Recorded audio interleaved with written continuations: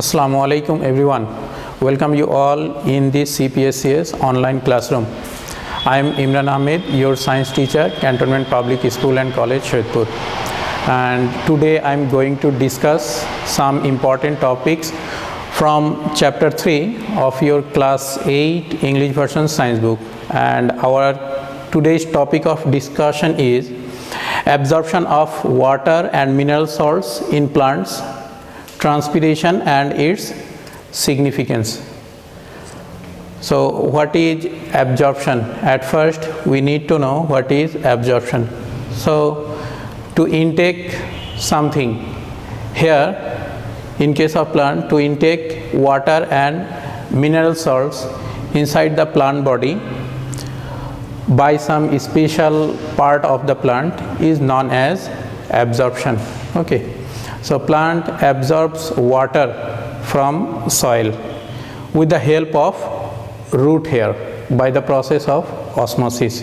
So here we have a diagram. In this diagram it helps us to understand how this water enters from soil to plant body with the help of root hair by the process of osmosis. Okay.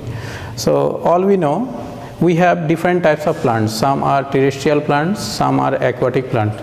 So the terrestrial plant absorbs water from soil with the help of its root hair by the process of osmosis, and the aquatic plant absorbs the water through its whole body.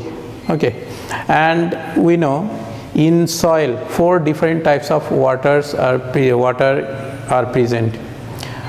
They are gravitational water, imbibitional water, hygroscopic water and capillary water. So there are 4 different types of water is present in soil, but only last type, that means capillary water, is easily accessible to plant. Okay. And where do this capillary water is present? This capillary water is present at the gap of soil particles. So here you can see these are the soil particle, and in between this gap the water is present. This water is known as capillary water. So capillary water is very easily enters inside the plant body through root hair. Okay. Root hair, this is the part of plant body. So it has a membrane, it has a cell wall. So at first from outer side it has cell wall. This cell wall is colloidal substance. This cell wall is made by cellulose, that's why this is colloidal substance. So at first the water from the gap of soil particle comes in contact of cell wall, then it comes in contact of plasma membrane. And all we know, as I mentioned in my previous lecture, what is imbibition. So the imbibition is a process in which the colloidal substance, that means the substance which are made by starch, cellulose, gelatin, this colloidal substance absorbs water and increase its volume. This is imbibition. So by the process of imbibition, this capillary water comes in contact of cell wall and it receives the water, and then it comes in contact of plasma membrane. And all you know, plasma membrane is a semi-permeable membrane. So this plasma membrane only allows to pass the solvent molecule, that means water molecule, through this plasma lemma or plasma membrane. So as we know, if we consider this is a root hair, so it is a cell.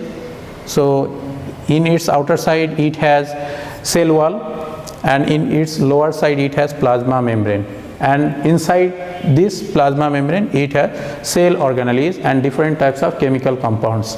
That's why its concentration, cellular concentration, is high comparing than the concentration of water which is present outside the root hair, that means in the gap of soil particles. So to maintain the balance of this concentration, water enters from outer environment to inner environment, that means inner side of cell, by the process of endosmosis. and this water enters inside this cell till the concentration become equal in both sides. So as a result, when water comes inside the cell, its concentration is decreases. Okay, but when we consider its adjacent cell, now in this cell the concentration is high. So here the water molecule, that means solvent molecule, comes from this low concentrated cell to high concentrated cell. So in this way the water passes from one cell to another cell, and finally it reaches to the endodermis of this root. Okay, and then finally it reaches to xylem. So here we can say at first water comes in root hair, that means in epiblemma. This is the epiblemma. At first it comes from root hair to epiblemma, then it passes a long passage, this is the cortex, and then finally it reaches to our endodermis, and last of all it reaches to our xylem. This xylem is a special type of tissue. This is complex tissue. It is consists of different types of cells. So this xylem tissue translocates the water from root to leaf. So this xylem is responsible for the conduction of water from root to leaf. And again, when this water comes in leaf, this water participate in photosynthesis process and it produces the carbohydrate, that means glucose. Again this glucose translocated or transported from leaf to whole part of the plant body. So these two are complex tissue, and these two tissue is responsible in the conduction of water and prepared food material. That's why here this xylem and phloem is considered as the vascular tissue or conduction tissue. Clear? So xylem transports water from lower side to upper side, that means it is responsible for upward conduction, and phloem is responsible for downward conduction, that means prepared food material comes from leaf to whole part of the plant body. That's why it is responsible for the downward conduction. So these two are xylem and phloem. So here we can see the water at first enters in root hair, then it passes the cortex layer, and then it comes in endodermis, and then finally it comes in xylem, and this xylem translocates all the water from root to leaf. So this is the absorption of water, and this whole process is done through osmosis process. Okay, now here we have another thing, mineral salt absorption in plant. All we know, in soil different types of mineral nutrients are present, and these mineral nutrients are very important for growth, development, flowering, reproduction, and other different type of physiological and metabolic activities. So plant needs to absorb this salt. So but plant can't absorb this salt in solid form. It absorbs the salt in the form of ion, and this mineral salt absorbs from the growth region of root. So this is the growth region, and this region is responsible for mineral salt absorption, and this is the root hair. This region is responsible for the absorption of water. So if you see or if you understand this figure, then we can very easily understood that the plant absorbs the water from its root hair and the mineral salt from its growing region or growth region. Okay, and this absorption of mineral salt is done by diffusion, and also different types of theories are present related to this absorption of mineral salt. But this mineral salt absorbs by plant in two different ways. One is passive absorption and another one is active absorption. So mineral salt absorb in two different way. One is active absorption and one is passive absorption. So what is this active and passive absorption? This is also very simple. Passive absorption is a process of mineral salt absorption in which no metabolic energy requires. The mineral salt comes along with different element like water and to maintain the equilibrium of concentration of ions. These mineral salt enters inside the plant body. These are the passive absorption.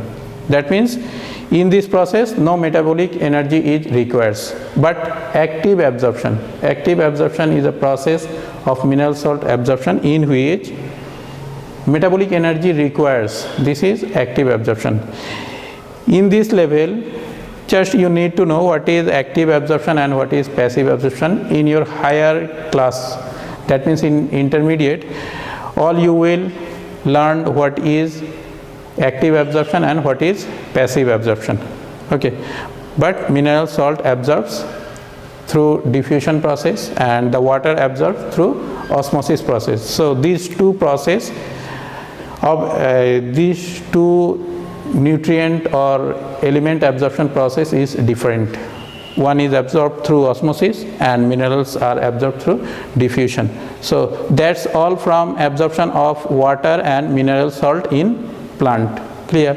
Now our second topic is transpiration. This is also very easy and very simple. All you know, we need water to perform different metabolic activities inside our body. When we eat some food, then we need to drink some water to digest this food.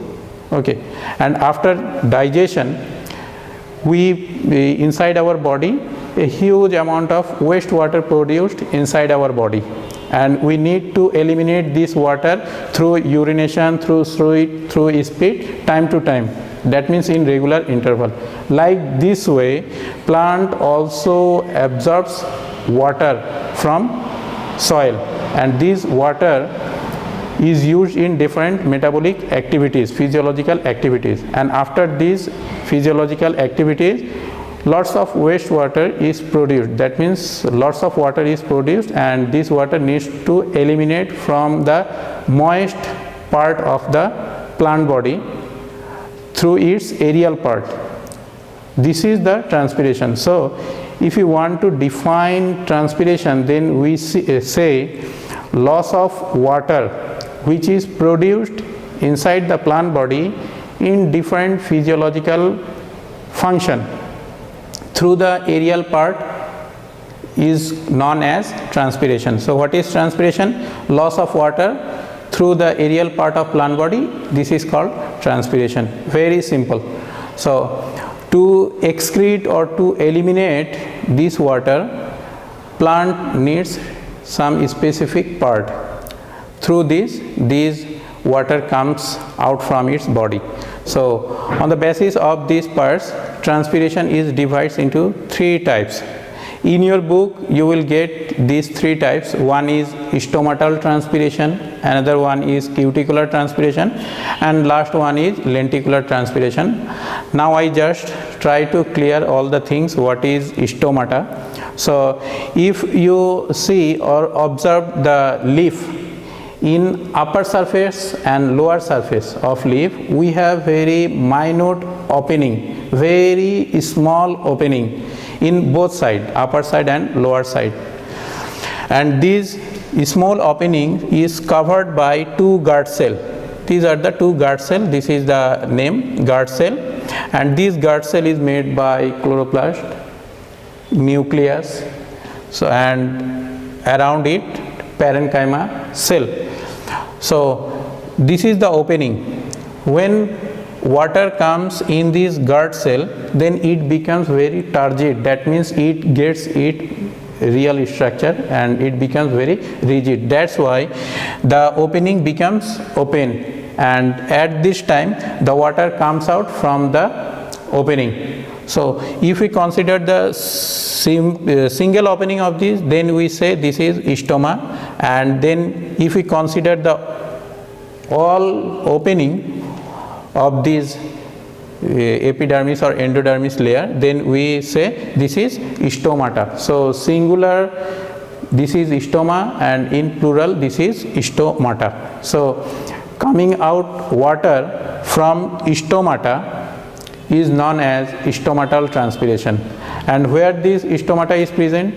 Mainly it present in leaf, but it is also found in green part of plant body like leaf petiole, young stem, and the green portion of plant body.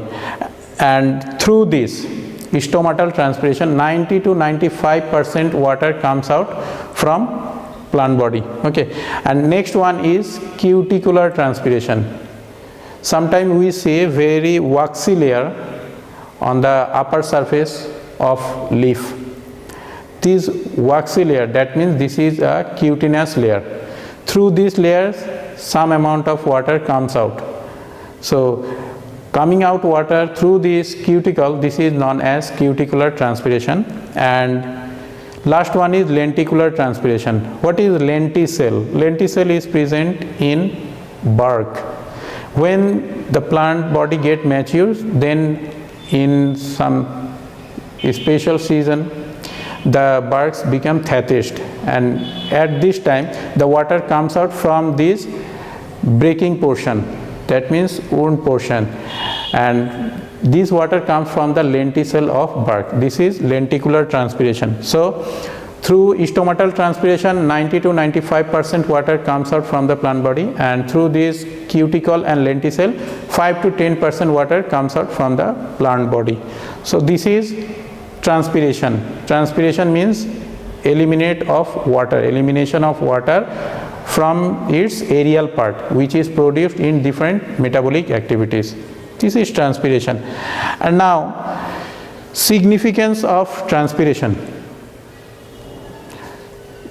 Significance of transpiration, that means this transpiration is very important in different process: absorption and conduction of water, then regulation of leaf temperature, and in rainfall, cell division and growth, salt absorption and photosynthesis. So in this process this transpiration is very important.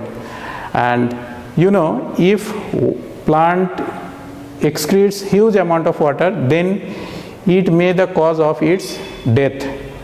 So in this regard, sometimes transpiration is considered as the necessary evil. So that's all about the importance of or significance of transpiration. I hope this lecture will help you a lot to understand all these things which I discussed today. And if you have any query, then you can ask me physically. Thank you. Allah Hafiz.